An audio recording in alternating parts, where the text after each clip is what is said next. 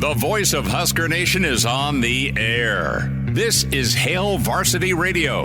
Insight, opinion, expertise, along with the biggest names talking Nebraska sports. Join in with the show at 402-489-1240 or 1-800-825-5865. Now, here are your hosts, Chris Schmidt and Elijah Herbel. Great to have you in on a Tuesday. It's Hail Varsity. Chris Schmidt, Elijah Herbel. We're streaming live, Hail Varsity YouTube channel. Like and subscribe to watch the show. Can also check us out on Hail Varsity Radio, Twitter at HVarsity Radio. Give that a follow at Schmidt_radio at Herbal Essence. If Elijah and I were to walk into a gas station, well, it would look like an episode of Cops. I'm wearing bright orange and a gray stocking cap. Doing my best Kenny impersonation from South Park. Elijah's got the On Fire bowling shirt on. You've got your gray stocking cap on. A little chilly out today, man.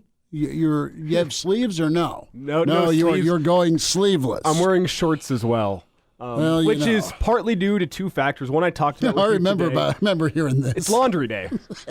It's laundry day today. I need to make sure I have all the outfits I need for both Thanksgiving, the trip to Iowa City. So I'm getting that handled today. So I'm wearing things I wouldn't otherwise wear. Outfit planning on the next Hail Varsity Radio. No, so that's part of it. Also, as you know, you never know what kind of weather you're going to expect in this specific studio. Your studio, it's going to be cold. It's cold. I've got my winter coat ready. And here, there's a 20-degree fluctuation. Well, it gets hot, and then there's random 10-minute stretches of it being cold in here, and then the heat kicks back on, and it's back to being the Amazon. So I think the combination of stocking cap with shorts and a T-shirt makes sense for this room and this room only.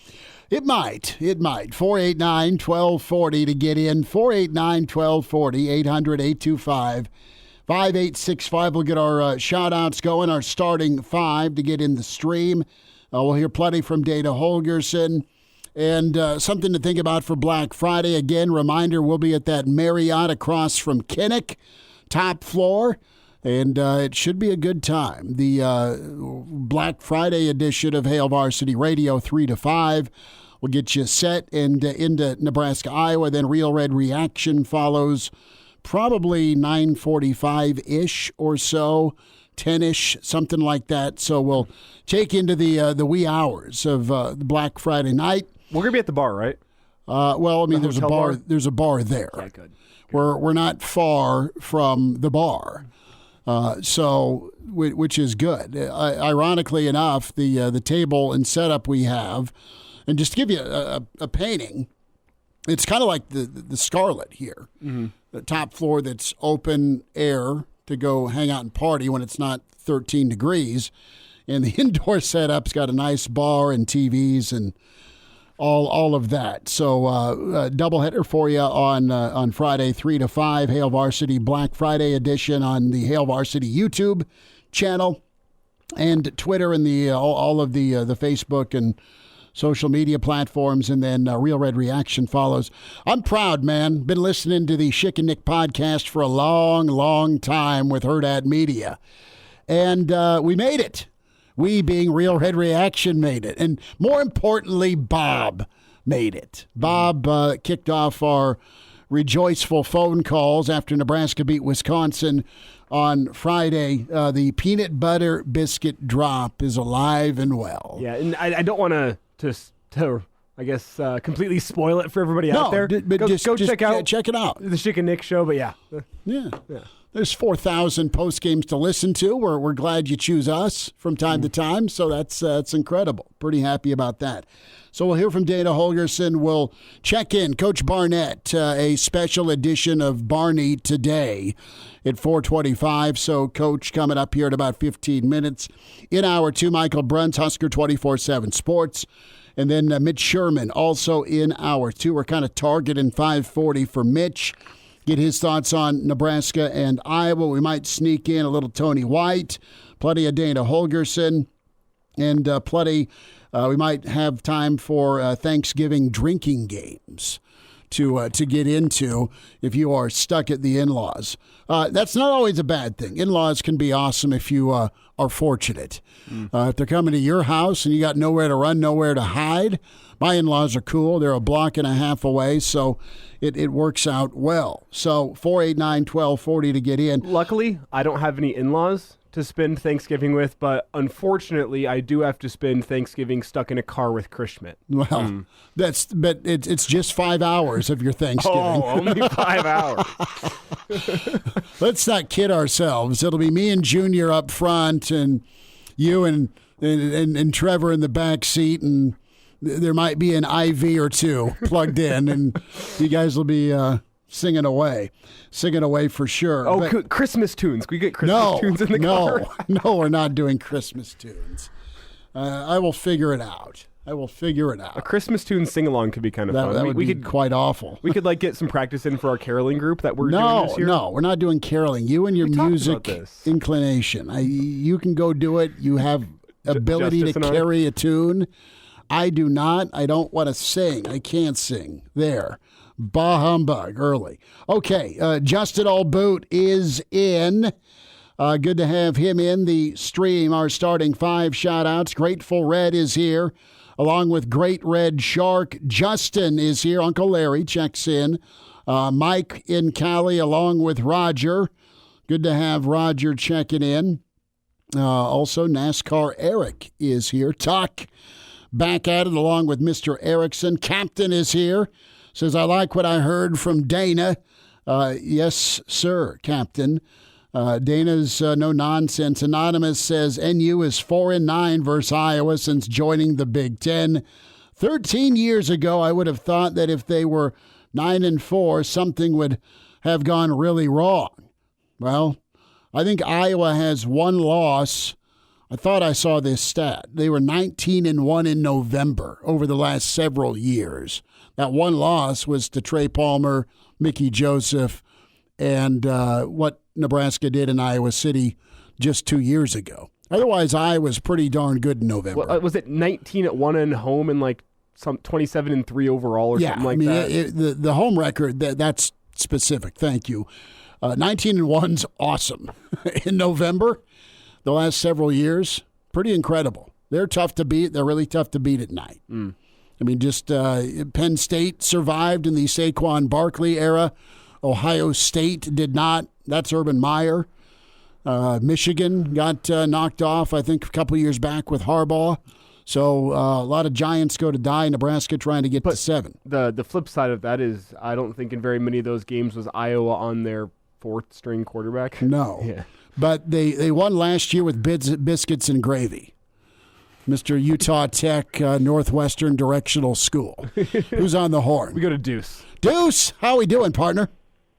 I'm doing good. How are you guys today? We're good, man. What's a good word? Just a couple of things. Number one, Nebraska's always been the best when the culture was that the players kind of took care of who was held accountable and things like that. Things like fights on the sidelines because somebody wasn't doing their job. Visions of Wistrom and Peter boys. Mm-hmm. They didn't need a coach to tell the rest of the people when it was time. So maybe one of the things that the new coach does is he's a bridge until that culture is developed. I mean, you can't develop that culture right away. They have to do that over time. And so he could be the bad cop right now. Mm-hmm. Until they get it straightened out. The other thing is, I hope I'm wrong, but maybe you look at somebody like Coleman transferring, and you wonder if sometimes people get caught up in measurables and not necessarily in what they actually do. If you watched him in high school, there were a lot of times he kind of disappeared, and he didn't dominate in high school like you would expect somebody with that size and that speed to. Now, maybe he'll develop it, but sometimes you get caught up in measurables and you don't really look at where does the heart play in this thing? Well, the other part of that too, Deuce, real quick, is don't kid yourself. You got to take them you hope you're able to play them. Oh, yeah, absolutely. With the in-state I'm not kids. saying that's wrong. Yeah. Matt Rule's talked about how he loves the measurables because he likes finding those guys with special measurables, unique traits, and turning size them into and speed, and then turning them into football players. So there's the not everyone's going to do that, though. Yeah, no, exactly. you're right. Not everyone you're going to turn into. Exactly. And he's not the only one. There are a lot of people that get on scholarship by measurables, and once they get going, you find out they're good, but they're not necessarily football good. No, it takes a special athlete. I think Malachi can absolutely develop into that. It's going to be somewhere else. He'll do that. Deuce, appreciate it. Good to hear from you. 489-1240. But no, I think Doug nailed it with that Dana factor, right? We've talked about it a lot, not to beat you over the head with it, but it's so true. You know, Matt Rule's always talked about, I got to be the same guy when we're up as to the same guy if we're down. And what I think you needed was maybe a stronger voice in that offensive room to kind of get guys to kick it into gear. And Dana Holgorsen's a strong voice that is going to get guys into gear. It's not negotiable. And let's hear from Dana real quick here when it comes to progress, right? Did you see progress? And this is a great answer. We'll get into the tight end rotation. We'll get into some of the things Dana saw that needed to be fixed. And that was kind of a second part to a question about Ja'Cory Barney. But first off here, just the progress from week 1 to week 2. Yeah, we won. Yeah. That's at the end of the day, that's what matters. I give all the credit in the world to, starting at the top with Coach Rule. I mean, I thought he did a great job motivating the guys all week and getting them ready to go. I look at it a little differently, obviously, just because I just got here, and it's been a long season for these guys, and a couple losses here and there. They start stacking up. All been through it, but I saw a very motivated team, practiced well, and was very energized as the week went on. And game day was pretty special, pretty spectacular. It's the first time I've experienced it on the home sidelines, but they were ready to play. Got the win, so I know everybody's excited about that, and hopefully it motivates everybody to want to do it again here this week. And that's the question for this week, right? Because we talked last week. We knew Dana Holgorsen was coming in and giving some guys a swift kick in the you-know-what. Mm-hmm. Like you knew that was going to be happening. We questioned with everything, as he kind of said, with everything that's happened over the losing streak, some disappointing losses, things not going your way, how would the team respond? Now that the team is not, how do they respond to getting their butts kicked after 4 or 5 weeks of disappointment? Mm-hmm. Now it's a question of you tasted that success a little bit. As Coach Sanders would say, I know he said this post-game to his team, are they intoxicated with success? You would hope not, but how do they respond now when they get that taste of success, knowing it's going to be another week of getting their ass or their butts handed to them at practice? I think I can say, you're referring to a donkey. It slipped, you're fine. Referring to a donkey. Yeah, your pet donkey. So there's this look. You saw a team in Iowa City 2 years ago, really with nothing to lose, that went out and played. Iowa's playing for a West title that ended up being Purdue. I'm excited to see this football team Friday night kick off at 6:30, knowing they're going bowling, feeling good but not satisfied, and just see a team that can go out there that has the pressure off of them. You have not seen that Nebraska football team under Matt Rule, because it was just a grind all of last November to get to 6. You've gotten to 6 bowl eligibility with a game to spare, and you had a rivalry game. And you can feel pretty good about what you did on offense against a team that held the number 1 team in the country far below their point total. And you can just go out there and play. It's a lot like what Jay Moore was talking to us about yesterday with their game against Colorado. Nebraska kind of got over that hump against K-State in 2005. They go out there and hand it to Colorado, and they go beat Michigan in the Alamo Bowl. I mean, it ended up with a great bump. It's the only question that I have, because I think the monkey off the back type argument, I think that's really important this week. Fair. To have the pressure off you to go play free. It's a question of, do you have that same fire this week? I think so, man, because the team showed the fire on Saturday. Yeah. You saw that they responded in the right way. The right buttons were pushed. You would assume Dana and Matt Rule, they've been around the block. They know how to keep guys in line. But that's the only question to me with Friday. Like, do you have that same fire all week long at practice, and you step out on a cold night at Kinnick whenever the crowd's going to be against you? Do you have that same motivation, that same fire? That is so, I would imagine, fun to be in that environment where it's you against everybody else. And your job's to not only go win the game, but kind of quiet the crowd. Well, That is sweet to be able to go do that. Well, you never know. Those pink locker rooms, Schmitty, the mind games. Well, Cliff is in from Florida where it's not stocking cap weather. Cliff, good to have you. Jay checks in as well. Coach Brandon, bull bound, says now get Iowa 2 days and counting. Arlo is here, also in the stream. Arizona Husker. Hey, fellas, please go bowling in Arizona. That's a possibility. There's a lot of that floating around. Dion, good to have you in as well here on Hail Varsity. Mr. Snitley. Jeff Snitley, part of the Boulder Peace Treaty. The Snitley boys, going to be in Kinnick. That'll be pretty good. Studio, not having any heat today. It just depends where you are. Where you're at in the building. Captain says Elijah's wearing that Bandits Trans Am would-be classic going to Vegas strip. That's the bowling shirt. Jimmy White, Uncle Jimmy's here. Good to have you. Barney on the way. Gary Barnett checks in his thoughts on Nebraska-Iowa, playoff picture, and Black Friday football. Hail Varsity Radio continues. And now, back to Hail Varsity Radio.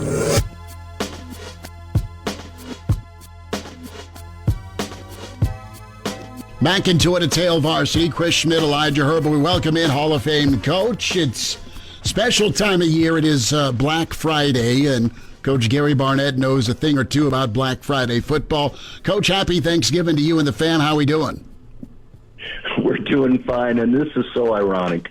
I'm sitting here and getting ready to go to practice to the game, actually, and so I have a 62-36 hat on. And I didn't do it purposely, but here I am. Something had to be subliminal.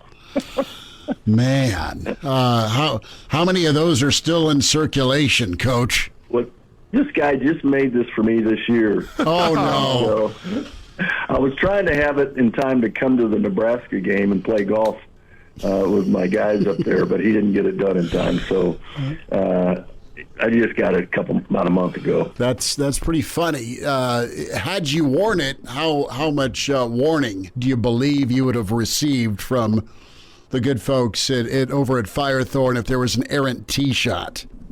I was really debating whether I should wear it or not. So I'm not sure I would have put it on for that day, but I might have. But as a result of our game, I'm glad we didn't. Well, to be fair, if there's anyone who has earned the right to wear that hat, it would be you. I think. Yeah. That or Chris Brown. Yeah. He just scored again.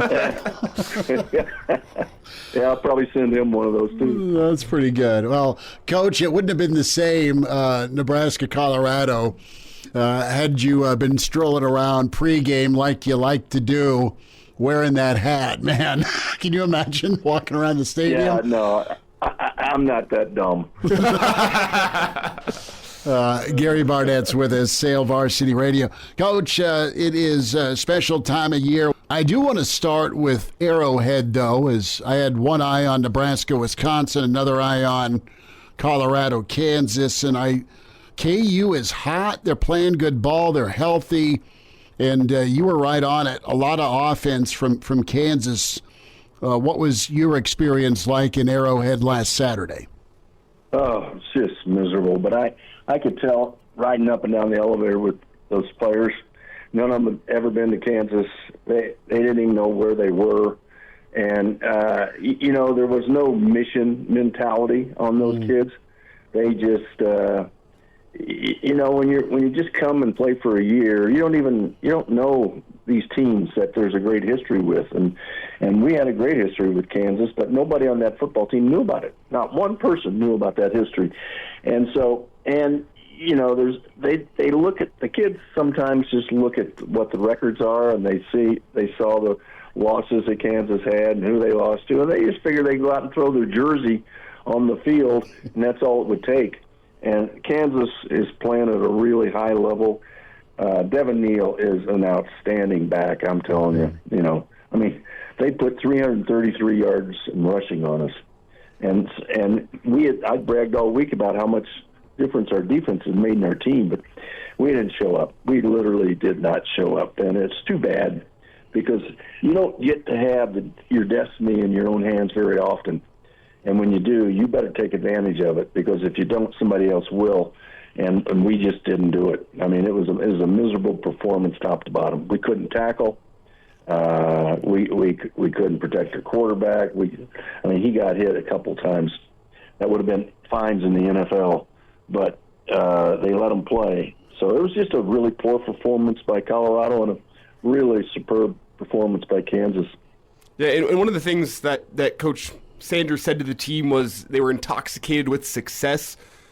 Take us through that with 18 to 22-year-olds, because that's not just a storyline for Colorado. That's a storyline for most teams throughout America. I think you could throw Nebraska in there. Now that they're bowl eligible, they intoxicated with success this week headed into Iowa.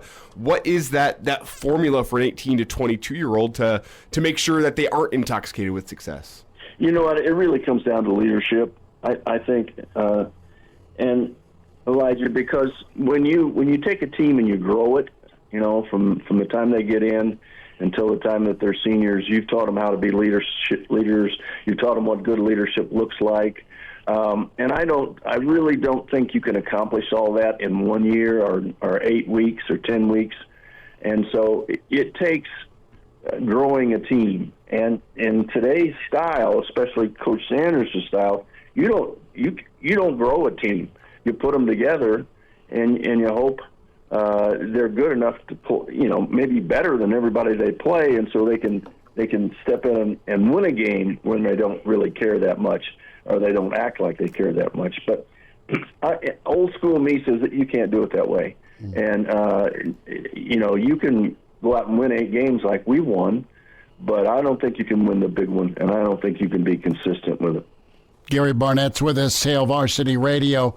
Coach, Nebraska able to kind of end the misery not only against Wisconsin, but also the bowl drought, and it didn't even have to be a one-score game. Nebraska pretty impressive offensively with game 2 of the Holgorsen era. Dillon looked comfortable. The run game was emphasized. The run blocking was fantastic.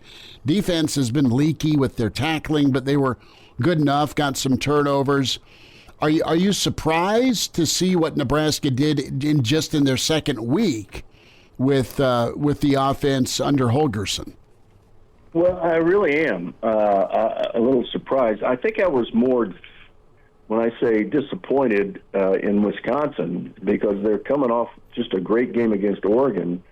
And I would think they would have a great deal of confidence coming into the Nebraska game, especially, you know, they had as much to play for as Nebraska did. And you know, it was just as important for them to get that 6th win as it was for Nebraska. So I don't know whether they had a letdown after a tremendous performance against the number 1 team in the country, which generally happens. But, you know, I was a little disappointed that they weren't able to find a way to keep that performance going. But you turn the ball over twice like they did, and you allow 185 yards rushing and 478 total offense. That's going to happen. And, you know, Nebraska had 1 turnover, and that was it. But Nebraska played really well. And when you put together almost 300 yards passing and another 185 on the ground, that's a good day for you in the Big Ten. Is it required to have swag as an offensive coordinator? I ask that just because of Dana Holgorsen and just kind of his embodiment on the sideline. He's bouncing around, he's high-fiving, and you're going to be doing that if you're going 7 for 7 in the red zone. But just his persona, do you have to have a kind of a amped up personality? Is it important to when you're calling plays? I don't think so. But, you know, today's world really likes that kind of stuff. And so, you know, I think that's probably Dana's personality. Mm-hmm. I hope it's not him playing to the crowd, but I think that's more his personality. I think you just got to be you. Mm-hmm. And good play callers are good play callers, and they're not all shaped in one way or another. And so I think that's just Dana's personality. It pretty much always has been. I mean, he gets us down as, he's up when he's up, and, you can see him get angry on the sideline too. But, I think that's just him. It's Gary Barnett with us here. And Coach, as we talk about Dana Holgorsen, there's two quick stats I want to throw at you, and then I got a question for you. The first being 44 points is the most points put up by Nebraska since Matt Rule took charge. This is in Dana's second game. Also, it's the first time that Nebraska, under Matt Rule, has allowed 20-plus points and gone on to win the football game. With both those stats in mind, it only being Dana's second game, is it okay for Husker fans to anoint Dana as the fix that was needed after the first two seasons? Is that too early, or is it okay to anoint him? Well, I think let's give him one more game against a really good defense, against the number 15 stop rate in the country, and see if he can go do that against Iowa. Wisconsin was a good indicator because Wisconsin was playing pretty well, especially coming off that game the week before. So I'd say let's just hold off another game, and then you guys do whatever you want. But I wouldn't jump into that bucket yet. Coach Barnett's with us. Coach, let's talk Iowa and team you circled to fight the good fight against when you were at Northwestern. What was Colorado and Nebraska is now shifted to Iowa and Nebraska. What do you think of Black Friday with Nebraska, what they're walking into? I know Vegas says 4.5. But you got the offense that's playing well. You got a mess at quarterback with Iowa. What kind of ball game are you expecting? I sort of like the attitude and the feelings that Nebraska has going into this game. And I had them at 5.5. But, Iowa's a tough place to play. But Nebraska's, you played in tough places. I don't think that's an issue if you can get beyond the pink toilets and the pink sinks and the pink walls and all that sort of stuff. You're almost better off just lockering outside and then go ahead and go play the game. But Nebraska's numbers were really good last week, and it's a good match. I mean, you look across the board; they're almost the same. Total offense, points for, points against, pretty much the same. The stop rate's a little better. Your quarterback numbers are better, but I think it's a heck of a good matchup. I almost see Nebraska winning this game. I mean, not just covered, but winning this game. But especially coming off the momentum that they have, and Iowa, there's no playoff for them. Mm-hmm. There's no championship game left for them, and so they just have to get up and try to play their best on Friday. So. Coach, as an aside, you mentioned the pink locker room. Is there something to that, or do you think that's stupid? Well, I think that any time that there's a history of something and numbers to prove it, for example, their win percentage at Kinnick is really good. It's like 80%, maybe even a little bit higher. It was when we were going in researching all that stuff. And so you start thinking, well, why are they so good at home? And then you start thinking, well, they have a pink locker room. So then that gets in your head. I remember all the equipment managers would call each other to see what they did when they went to Iowa, how they handled the pink wall situation. And they would all take those big rolls of paper and go in the day before and cover up all the pink walls. Now, it's hard to cover the pink sinks and toilets, but and so, I mean, it's just one of those things that gets in your head. And if you let it in, it grows.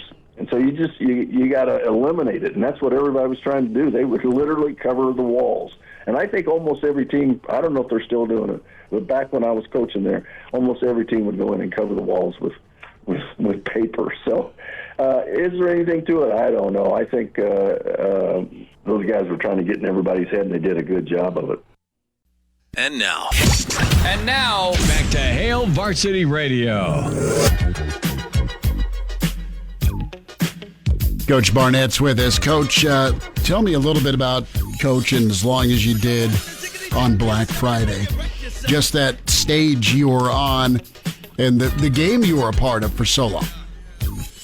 Well, I think, Chris, the biggest thing was in going out to recruit is that at that time there was only 2 games on that Friday. If you remember, it was Texas and Texas A&M and us in Nebraska. And we traded off time slots depending upon where our game was, either at our place or at Nebraska's place. And you'd go into a home and everybody watched that game because there wasn't anything else to watch that Friday. So every recruit had watched us in Nebraska and A&M and Texas.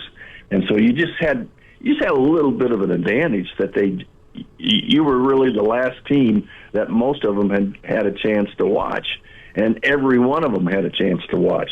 But it was a great tradition, the whole Thanksgiving thing, putting on a big dinner, having all the parents there, having a big family. It was always fun. It was a hoot. We looked forward to it every single year, whether it was in Lincoln or at our place. It was really hard to manage at our place as a head coach and all your people, getting all the parents involved, getting all the food, getting everything organized. But it was a little easier on the road. I remember Bob Greasy and those guys would be in the Husker Hotel. They had their own meal upstairs and had a little band going, and we'd go up and sit and talk with them. I mean, it was fun. It was just a hoot. It was part of college football on a Friday after Thanksgiving. Coach, I got to ask before we get into rapid fire, Gary Barnett with us. The one item, you can only pick one you're going back for seconds on for Thanksgiving, and the one item you would punt. If you could get rid of it, clap your hands, it disappears. What item or side is that? Well, probably the item that I would go back for is asparagus casserole. Now, that is just a gourmet meal of canned asparagus, Velveeta cheese, potato chips, and hard-boiled eggs. It was my grandmother's recipe. And I'm the only one that really eats it, but everybody thinks they have to make it every Thanksgiving, and they do for me. So I would go back for seconds on that. You can have the cranberry sauce. Okay. I got no interest in the cranberry sauce. I like the cranberry. I like me some asparagus, but I've never heard of this asparagus casserole you speak of. See, you mentioned it. I'm like, okay, and then the combination of ingredients. I'll be honest, it surprised me whenever you laid them out there. Yeah, it was great. If you want the recipe now, I'll have Mary send it to you. Done. I think we got to fire that up. That'd be all right. Okay. I'm going to text it to you. We're going to try this on Thursday. See, I have been getting asked, like, hey, what am I bringing to Thanksgiving dinner? I don't have an answer for him. Maybe it's asparagus casserole. Bringing wild turkey. Well, don't tell him what it is. And so, what's in it? Because it was really hard to find Velveeta cheese in Boulder, Colorado. I can tell you that. Oh, I bet. Grandma Schmidt used to put a block of that stuff, like 6 blocks of it for her mac and cheese. I think I found it in our basement. But, anyway. It's destruction proof. It's still good. Real quick, what's your feel with Bama? What's your feel with the SEC v. the Big Ten and the topic of Indiana? They got drilled last week, but they hung in for a while. I mean, it was downhill after the punt return for the Hoosiers. What's your read on this playoff setup? Do you think Bama or some of the brand names are in danger? Ole Miss stubbed their toe. Of course, A&M we just talked about. What's your read and feel with the SEC and their outcry for more teams? Well, I think I need one more game to be able to look at that and to see what their chances are. But I think it's good for football if Bama's not in it and if Ole Miss isn't in it. Okay. The only thing is, I think the Big Ten's got to take a look at its. The top end guys are going to get in fairly easily, because there's not much parity in that conference. And I think that narrative is not going to be good for the Big Ten or college football. You look at the Big 12, you look at the SEC, even the ACC seems to have more parity than the Big Ten. I think that's going to be an issue for the Big Ten going forward, and I don't know how you solve it right now. If they made me czar, I'd fix it, but they are not going to do that. But I think that's I'm not real pleased with 4 teams from the Big Ten getting in there, just because they didn't have to go through much to get there. The teams that are going to get in from the Big 12 the teams from the SEC have had to go through week in and week out battles with a bunch of teams that are good. All right, rapid fire. Texas A&M. A&M stubbed their toe at Auburn. Texas trying to cruise on and get to the SEC title game. There's just something missing at Texas A&M. It's too bad. They should have won that game. But there's just something missing, and I think Texas is in a position that they want to be in, and they're going to maintain it. And I think, even though it's at A&M, I think it'll be a heck of a game. I can't wait to record this and watch it. But I'm going to go Texas just because he's got a lot of guys that have been there for a while, and they've got to want this pretty bad. So I'm going to go Texas. -6 is the number. How about Georgia Tech? They've been playing really good football. Georgia's been sputtering at quarterback. Dogs, still, that's a monster spread, -19.5. I'd take Georgia Tech on the spread and in a heartbeat on this game. I don't know if they're going to win it. Again, Georgia now is back in the picture, and you would think all those kids that have been there that long that they'd seize this opportunity. But that game is crazy. But I got to take Tech in the spread. I don't know who wins it, to tell you the truth. Let's move to Alabama, where the Iron Bowl is going down this weekend. Auburn's been playing good football since their loss to Georgia. Took down A&M last weekend. As for Bama, we talked about them stubbing their toe against Oklahoma. Alabama's an 11.5-point favorite. What do you like there?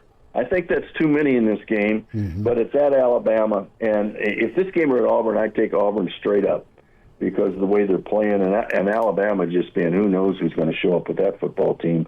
Yeah, I think this could be a heck of a football game. I think 11.5 is too much for Alabama because Auburn's been playing good defense. But who wins this? I don't know who wins this. I think Alabama wins it, but not by 11.5. South Carolina, Clemson, -2.5, Tigers. I tell you, I like South Carolina in this game. You know, that team has been coming on, and they're playing great offense with a young freshman quarterback, but they play great defense. So I'm going South Carolina on the way there.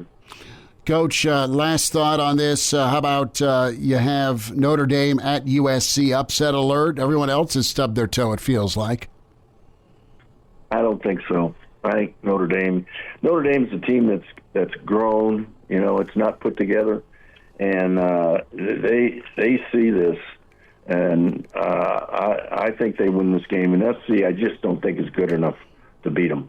I lied to you. Iowa State -3, Kansas State. That's a good number right there. Iowa State can be really, really good. K-State is just up and down right now, and I think Iowa State's in a chance to get in the playoff in the championship game. I'm going to go Iowa State at Iowa State. Coach Schmidt, Elijah, and I'm going to ask you one more as well. Michigan at Ohio State. Ohio State's a 21-point favorite. Is this one worth watching on Saturday? If you're an Ohio State fan, I think it is. Okay. If you're a Michigan fan, you don't probably want to watch this one because they're going to put every point that they can find in that stadium on that scoreboard against Michigan after the last 4 years. Gary Barnett with us. Coach, have a great Thanksgiving with the fam. Thanks again for the time today. All right, guys. Great being with you. Hail Varsity Radio is live. Now, back to Schmitty. Schmitty's a great guy, but he don't have a brain. And Elijah. You want me to speak? When I point at you, yeah. On Hail Varsity Radio. One final time, 10 minutes away, Michael Bruntz with us, Husker 24/7. We'll have a full Dana dive at 5:25, more from Holgo. And then Mitch Sherman with us at 5:40. 489-1240 to get in. Reminder to get buckled up. Game preparation and repetition predict success and winning. Drivers and vehicle passengers who always use their seatbelt will increase their survival chances if a crash should happen. Make it click. A message from the NDOT Highway Safety Office. So good stuff from Coach Barnett. We love doing some rapid fire. Had to sneak in a little early. With us being off on Thursday, there'll be a best of going with our friends at 590. So if you're making your way back from the in-laws or outlaws, we'll have some of the segments you want to hear, Aaron. And I believe that's going to be here on KF4 as well. Is it? That was my understanding. Okay, good. Sure, yeah. Okay. Amen. Right? Right. Cool. Doctor.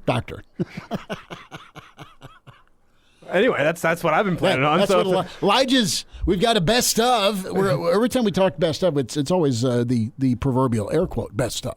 Well, this is gonna be good stuff this week. Yeah, it will be. Yeah, well, I totally already have it planned and ready to go, and I have been working ahead, and I definitely did not just skip it this weekend. Are you gonna drop in some Hal Mummy or no?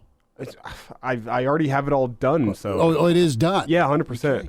100%. I definitely didn't leave that for the night before Thanksgiving to get done. Absolutely not. Well, that's all right. Whatever makes it work. Let's hear from Mr. Tony. Tony White chiming in today as well when we talk Nebraska and Iowa. And let's hear a little bit from Tony when it comes to dealing with Caleb Johnson, game dog and of course, captain in the stream chat, Hail Varsity YouTube, are right on point. If you're Captain Kirk, you don't want your quarterback throwing that much, which means they're going to lean on their 1,500-yard back in Nebraska.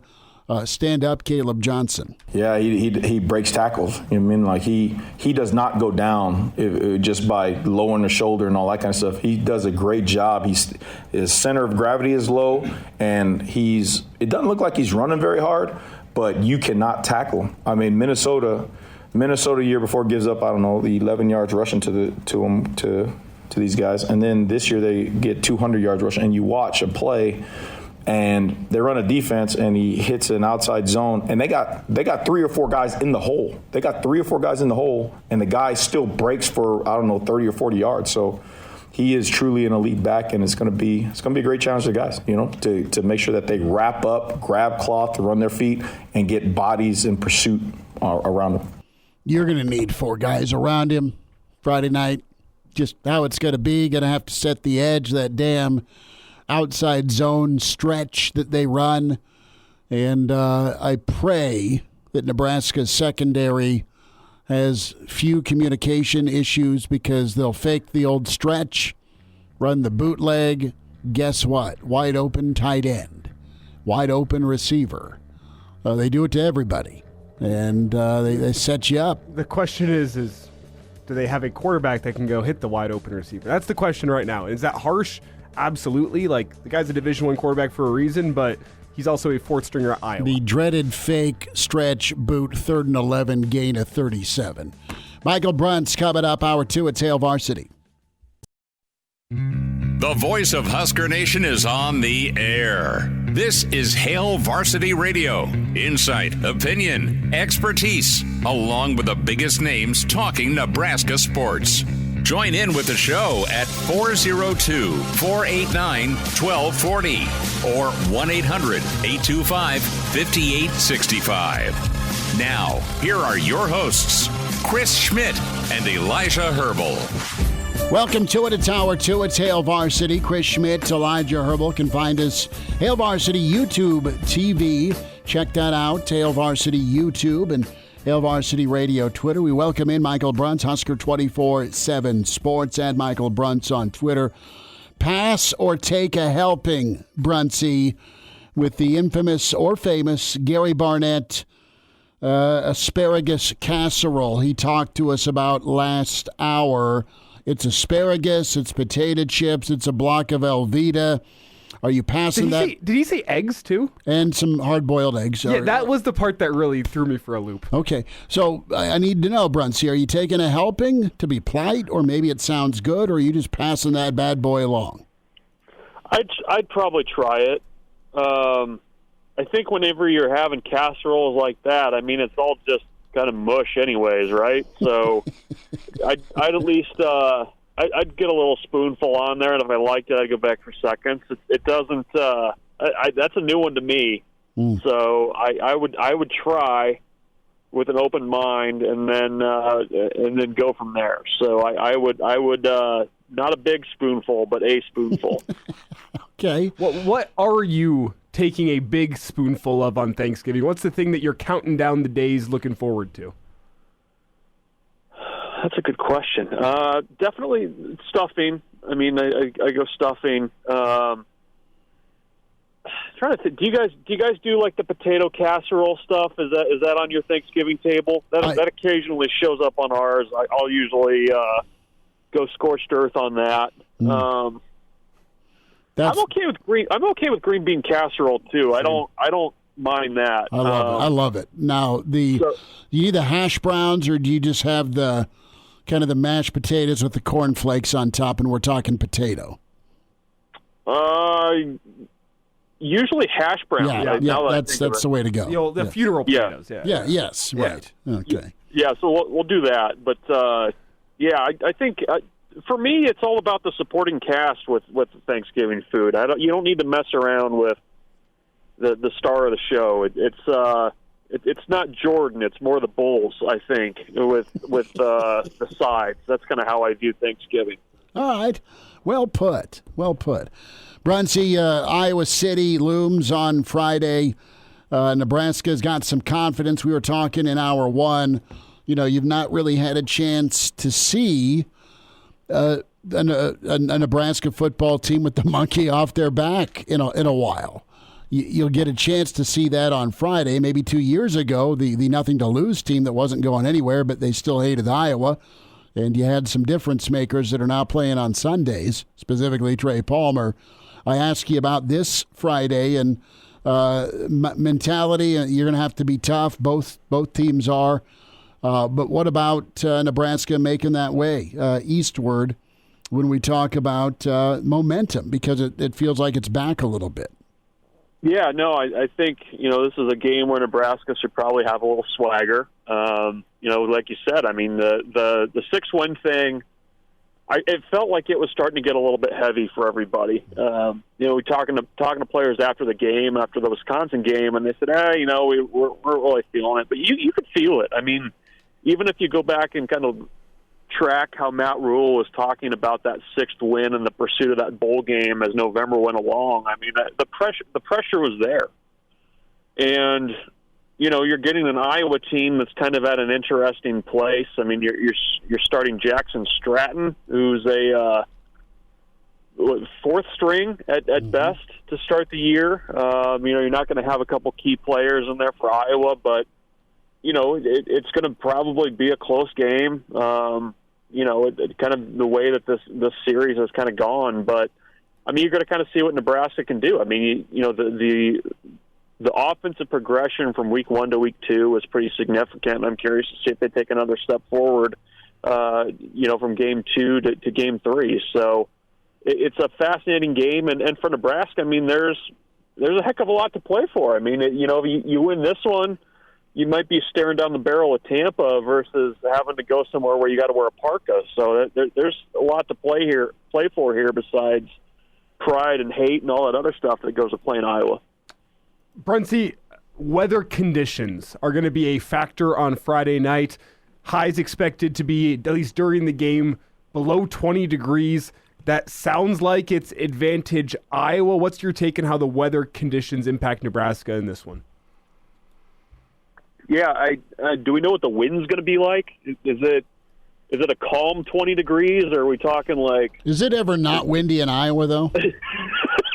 Well, I mean, Jack Trice Stadium in Ames is the windiest place on earth, so I'm guessing that Kinnick is probably a close second. But, yeah, I don't know. I mean, if Nebraska wants to chuck it around, I mean, it's not going to be very easy. But I don't know. I mean, Nebraska found a little bit in the run game against Wisconsin. I think that was probably the most impressive thing of that game was, Nebraska was moving the ball on the ground. They found some things that were repeatable, and I thought that was the offensive line's best game of the year, and that was following up a USC game that I know the coaching staff was pretty high on the work they did. So, yeah, I mean, I think probably a little bit of an advantage to Iowa, just from the standpoint that I don't know how much they were going to chuck the ball around anyways, but at least with the way that things have kind of gone the last 2 weeks, I think the running game is at least trending in a positive direction for Nebraska. So maybe they'll be able to do some things on the ground too. Bruntz, I've done some research here on the weather report. I'll credit my sources. This comes from WeatherBug in Iowa City. They have it as a somewhat windy day, 15 miles an hour of wind during the day, but then once kickoff rolls around, wind gusts below 10 miles per hour, a feels-like temperature of 12 degrees, and if you care, humidity at 45%. Well, you couldn't play baseball in that. That's below the real feel. So, but yeah, I mean, why does this need to be a night game? You know, like what were you expecting when you scheduled this game at 6:30 in the middle of November, or late November? Yeah, I mean, this is kind of what you signed up for. Maybe Ohio State has it right. Huh? Yeah. Night game and Colt McCoy. Bang. Yeah. So thank God for Thanksgiving leftovers. Right. Well, we'll make our way there, and it is going to be party time. It'll be all right. But Michael Bruntz with us, Husker 24/7 Sports at Michael Bruntz on Twitter. Check out their Hybecast podcast, BC, Schaaf, and of course Bruntsy. Get that knocked out for your listening pleasure. Secondary and linebacker, that second and third level, Bruntsy. They have been a little bit leaky. Iowa's not going to be presumably throwing the ball 20-plus times, but they do have Caleb Johnson. We ended last hour talking and hearing from Tony White. Are you concerned about Nebraska's ability to corral him? Iowa's 7-1 this year when he goes for 100.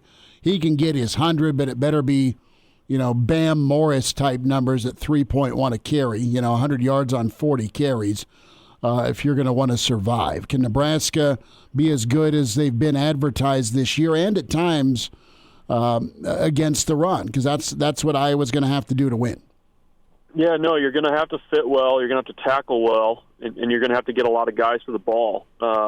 I don't know, it feels like every year against Iowa, that's a big question, is how do you defend outside zone? Those stretch plays where it only takes, one guy being out of place in a cutback lane, and that's all she wrote. I mean, I think Nebraska fans have seen that movie before against Iowa.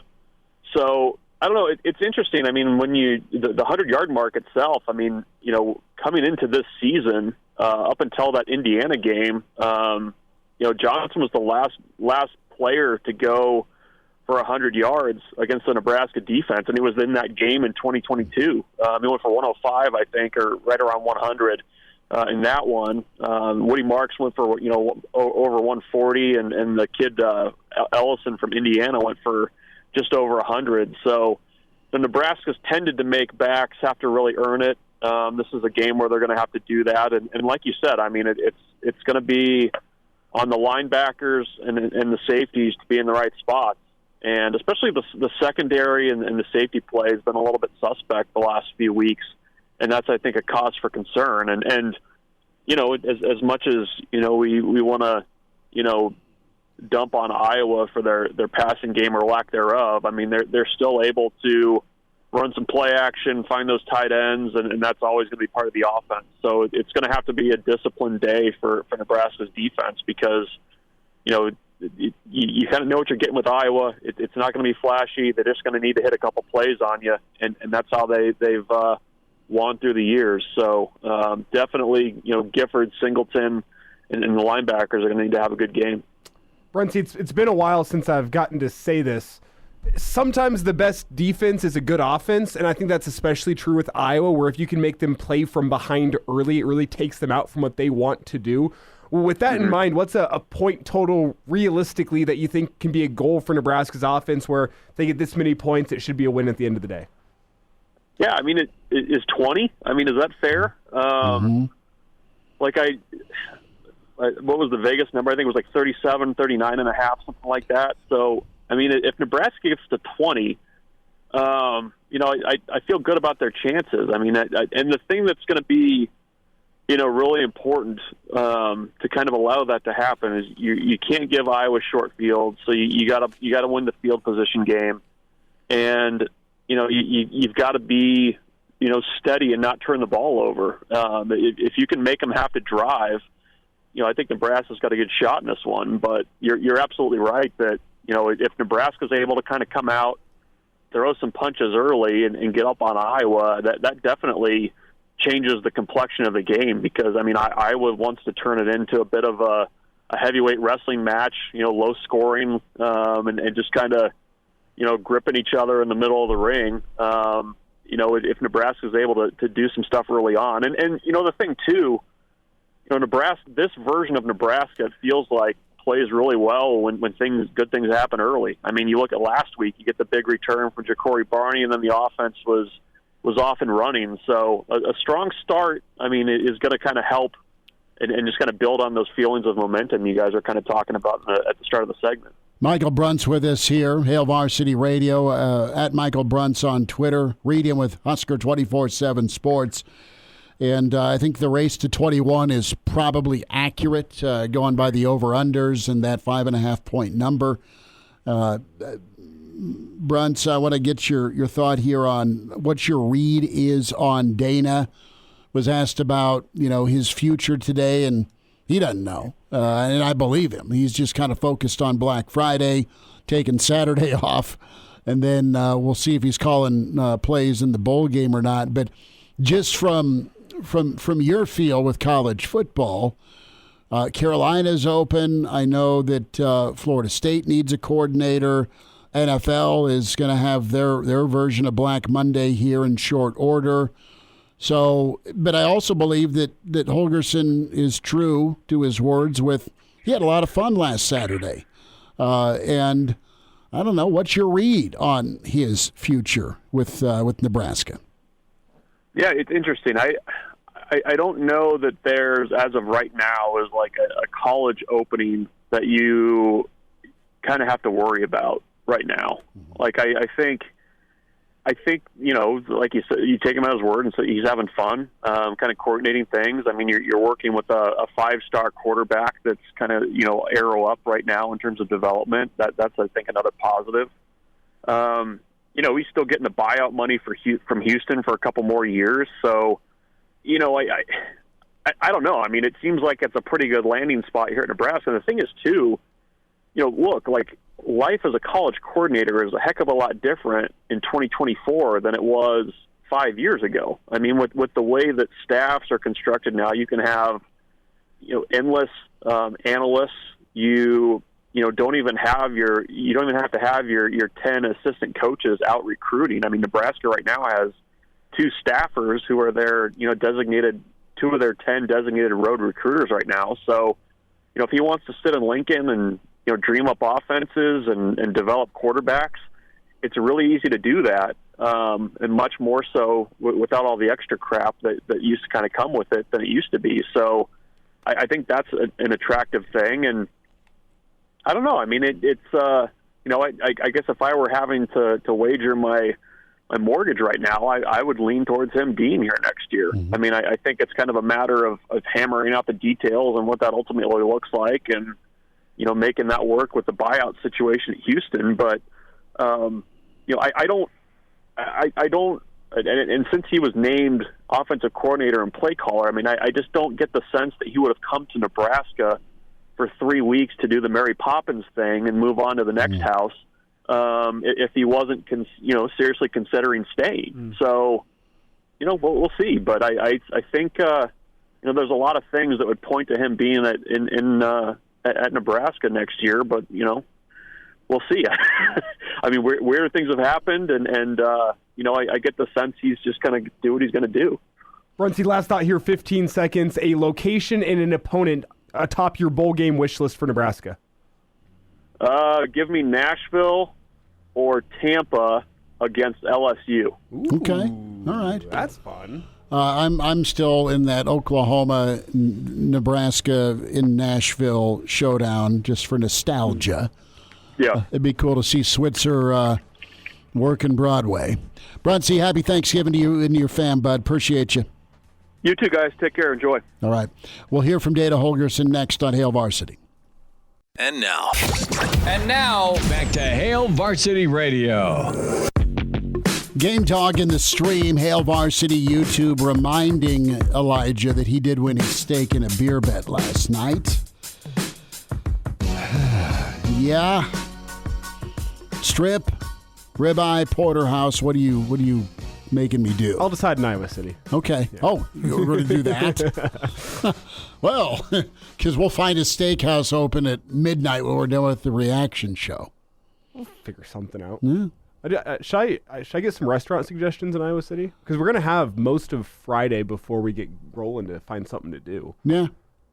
We could work that out. We could do like a lunch on Friday. You want to just try and do a pregame show 3 to 5 after Thanksgiving Thursday, and then hammering a steak and 6 whiskeys for lunch. 6 whiskey. Yeah.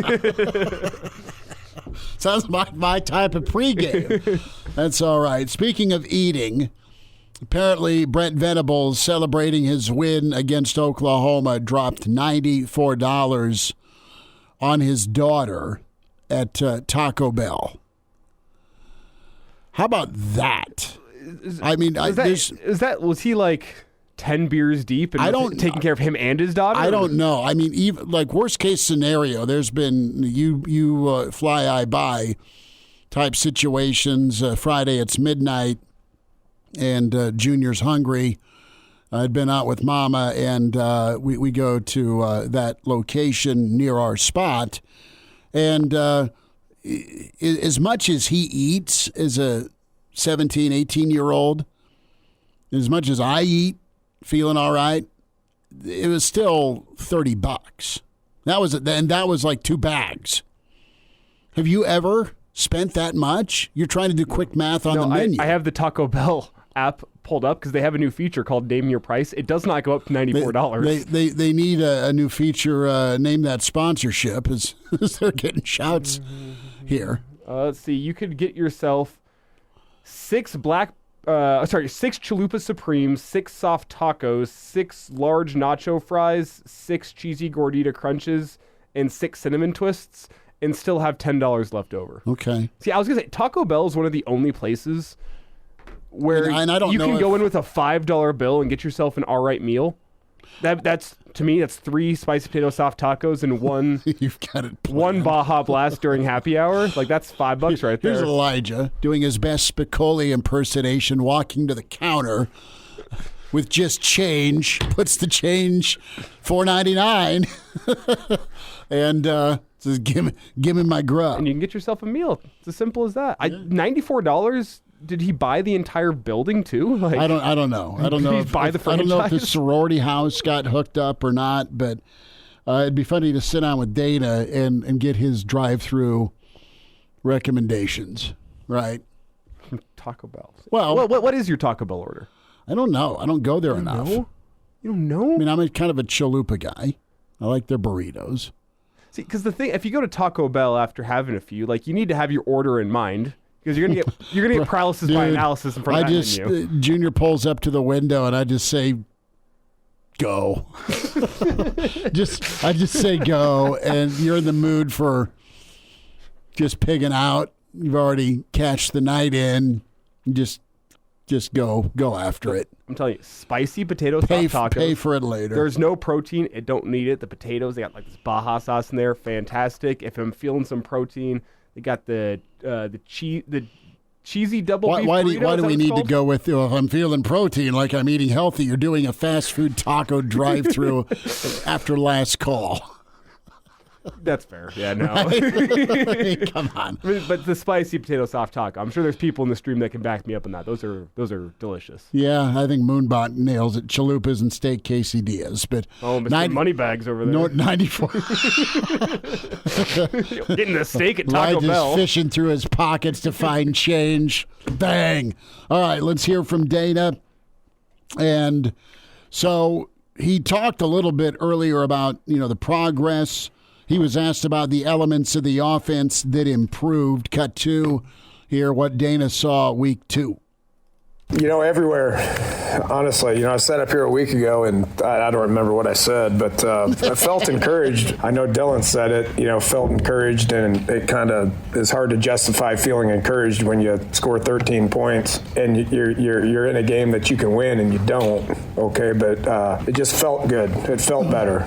This is from people that said what it's been like, and so the players were excited about lining up and practicing and had a good week of practice, went out there there and played better. I mean, it is, we ran the ball better. Second week in a row, I thought the O-line has played well. Dylan's he hasn't been hit a whole lot. He feels good. He's getting better. He's processing things well. We're throwing and catching it better. Our receivers are in the right spots. Improved in the red zone. We lost that game at USC because we couldn't finish drives. And then, that was a big focus last week, and we got 5 touchdowns in 7 red zone attempts. So moved the ball well. Overall was good improvement. And Wisconsin's a good football team. That's the way it's going to be every week in the Big Ten. We're excited about taking another step. It's going to be harder. We all know that. Iowa's a really good football team. They play great defense. They have for, what's it going on, 25 years now?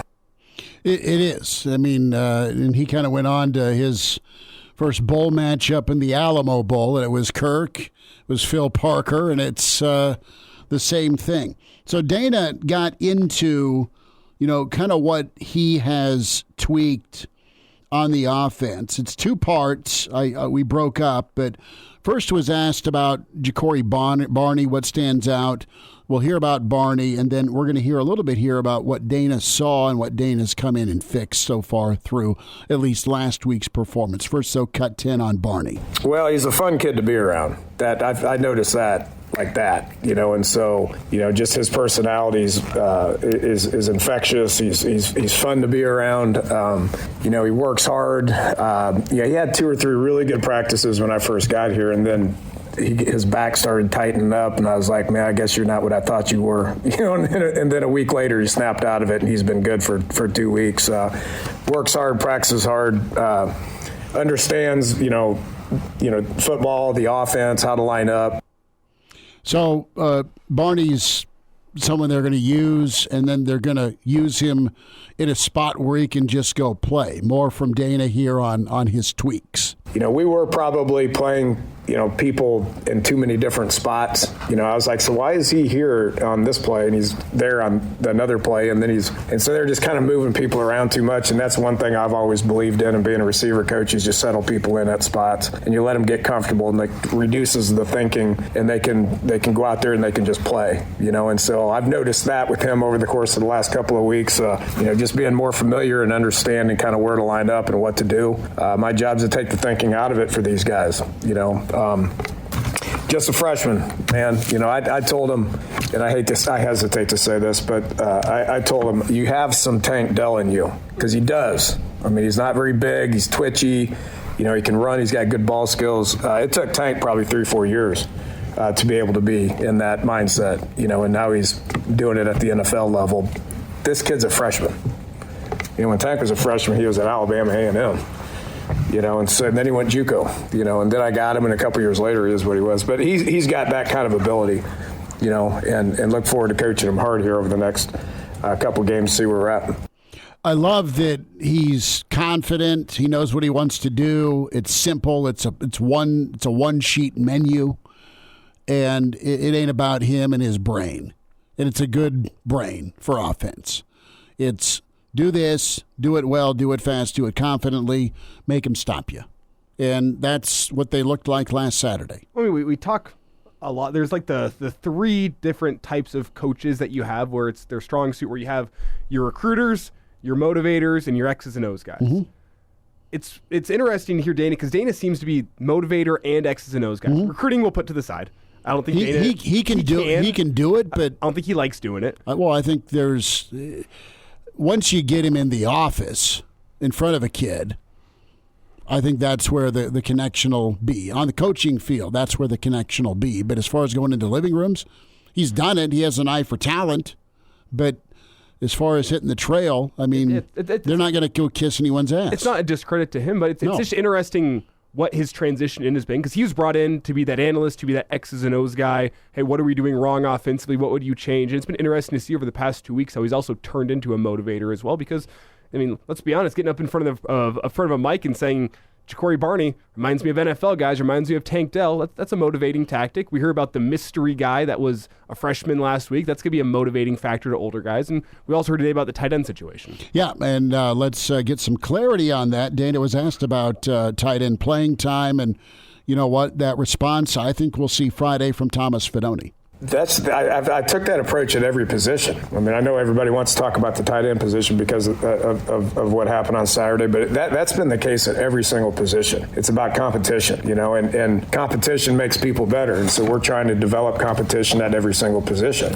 I do think that the tight ends have improved, especially Nate and Luke. They have improved, because I said what I said. I don't care who's played or who's the starter. If you're not performing at the level I need you to perform at based on what looks like in practice, then we're going to change it. And that position's been changed based on the fact that Nate and Luke have really done a nice job. Okay, now I think that motivated Thomas. Thomas just had the best practice he's had since I've been here. Appreciate his attitude and his understanding, and he lined up and he practiced hard for 2 days, and so I would anticipate him going in there making plays on Saturday.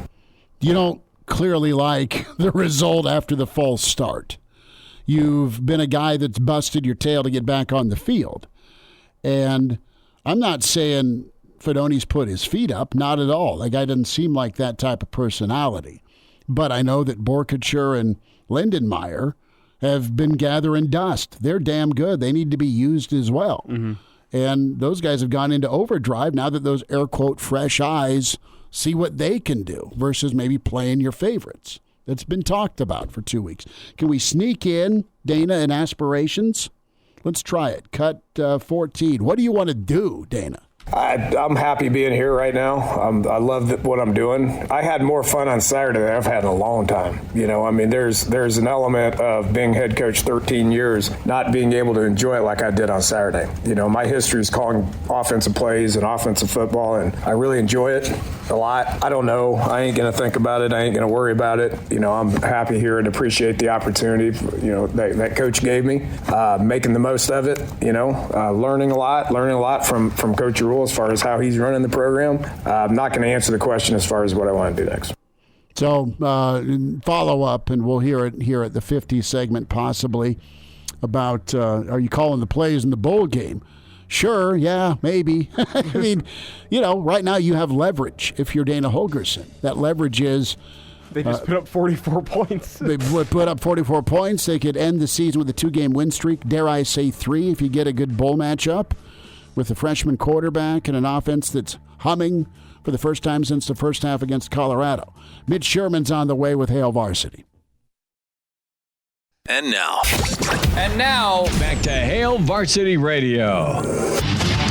Back with you, winding down a Tuesday. It's Hail Varsity. Chris Schmidt, Elijah Herbel. Excited to have Mitch Sherman with us from The Athletic.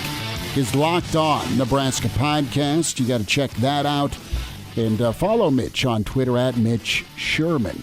Mitch, you want some peanut butter biscuits? I do. I'm a little bit intrigued by the peanut butter biscuit conversation. I don't know. I mean, I just want to make sure that that's like human food before I commit completely to it. But it sounded good coming through the radio dial on Saturday night. I know Nebraska fans were jubilant and few more than your caller who wanted the iced tea and peanut butter biscuits. Bob, God love Bob, had so much heartache and then so much joy Saturday. Nebraska's bowling. You can kind of sense deserved confidence, Mitch, with this football team. They looked dynamite on offense. Not perfect, but dynamite. Explosives, good run game, really good quarterback play. Talk to me about your thoughts carrying that over into Iowa City against Phil Parker. Yeah, that's going to be more of a challenge. Iowa's going to do the little things right, some of the stuff that Wisconsin messed up on. I think Nebraska had an advantage over Wisconsin in that the offense it had some new wrinkles. This was Nebraska's time to do some of the things that we've heard, on occasion from the Nebraska players. There have been times, maybe not so much this year, but certainly in recent history, where we've talked to Nebraska players and coaches after games, and you've heard, we didn't see that coming. We didn't see that on film. I think there were some thoughts from Wisconsin along those lines, and Nebraska, they had legitimate reason to say it because Nebraska threw some different stuff at them. It was, I think, mostly just a different kind of pace and rhythm and flow in a mix of offense. Like, we haven't seen Nebraska get in that kind of a rhythm and spread the ball around really the way that it did since September.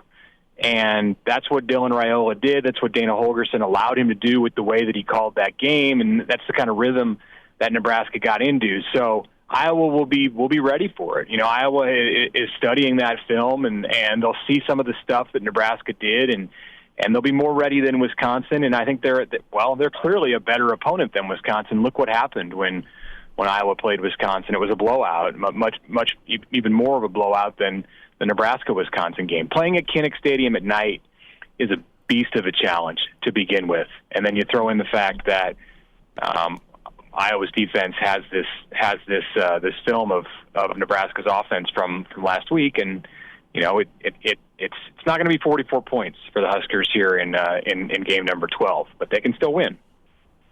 Mitch, with a night game at Kinnick, the challenge is there. It's especially there within November. I mean, Iowa is fantastic at November at home. You don't get many night games in November. Yeah. We talked a little bit with Bruntz earlier this hour about the weather forecast, a true field temperature of about 10 degrees throughout the game on Friday night. What are your thoughts on how the weather impacts things? I mean, Iowa is a team that is, as some old school football coaches would say, they're built for this kind of weather.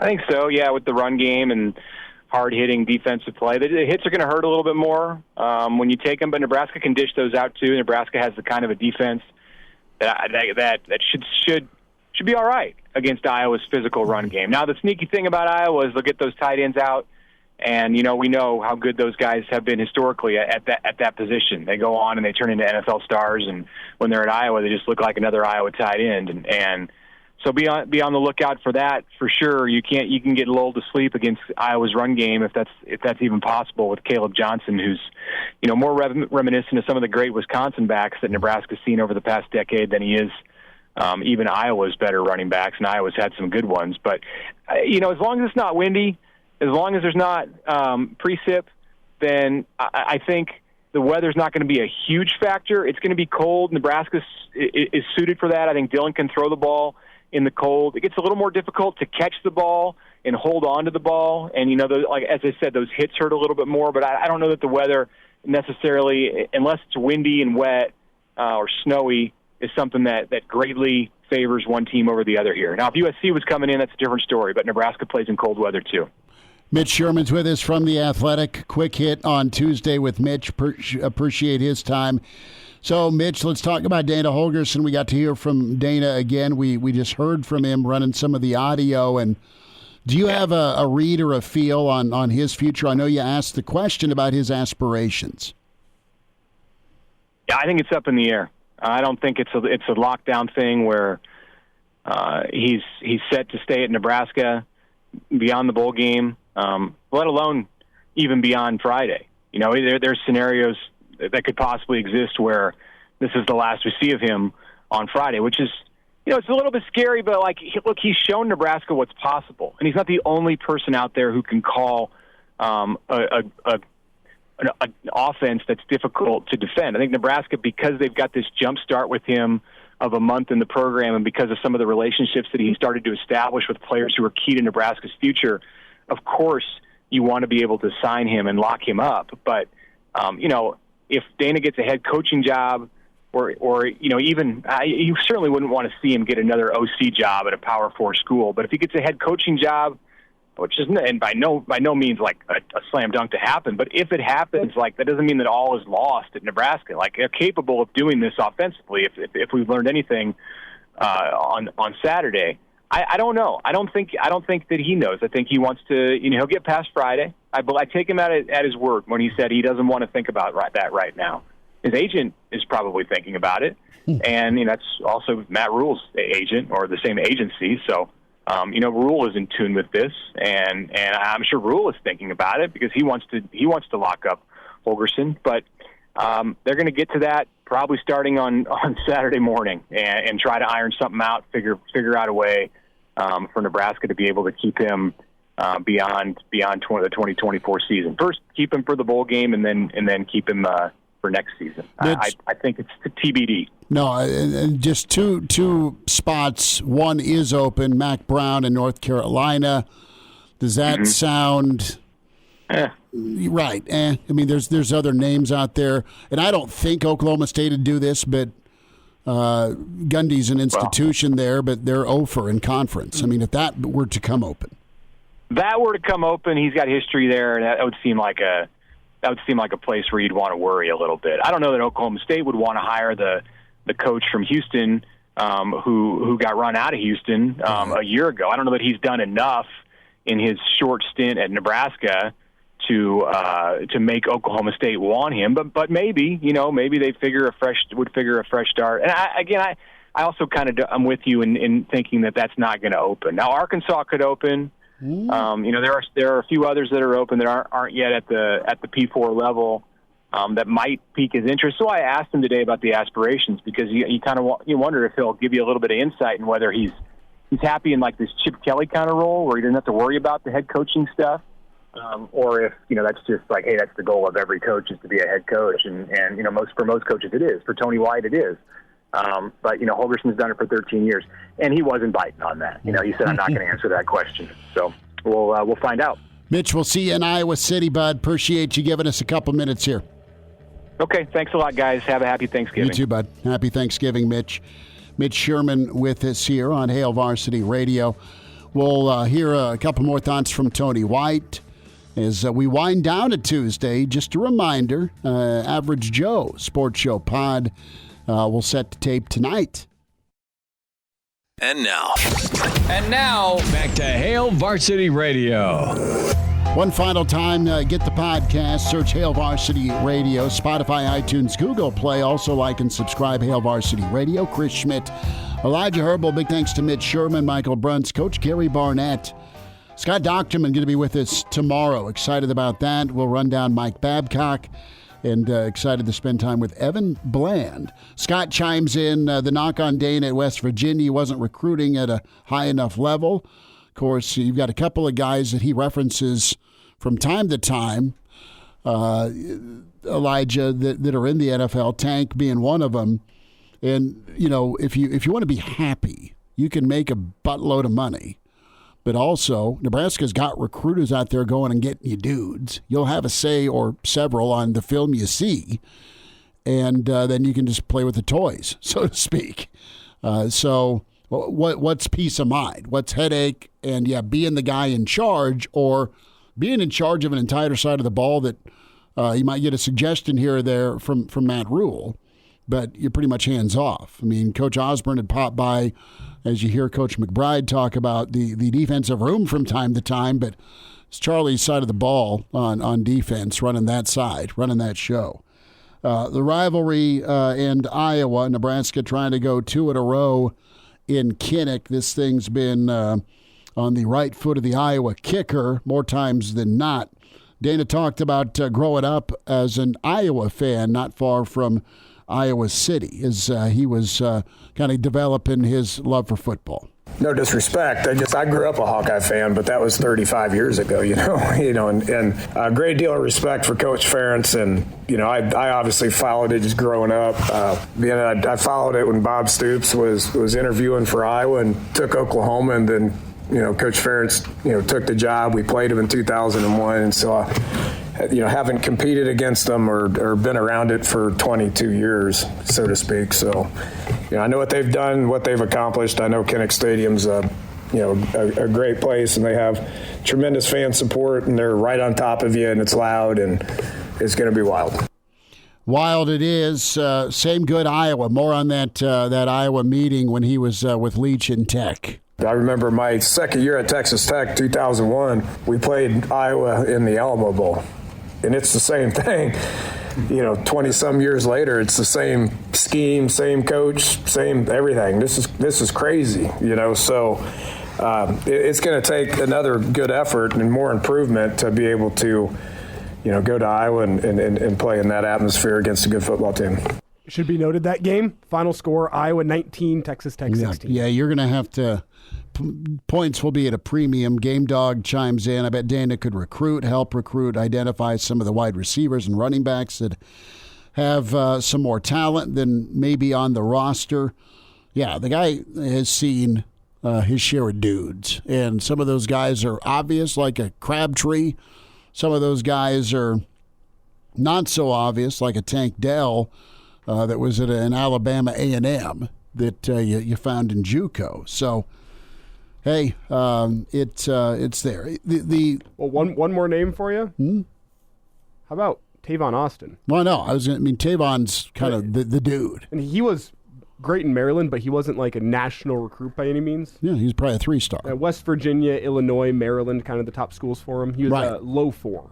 Oh, low 4. Low 4, but kind of one of those slept-on 4s that the top Power 5 teams weren't going after. I mean, to be honest, you paid Sat 1.4, so I'm not going to sneeze if he's over 2. I mean, that's offset a little bit by Houston. Back at you tomorrow at 4 with Hail Varsity. Take care.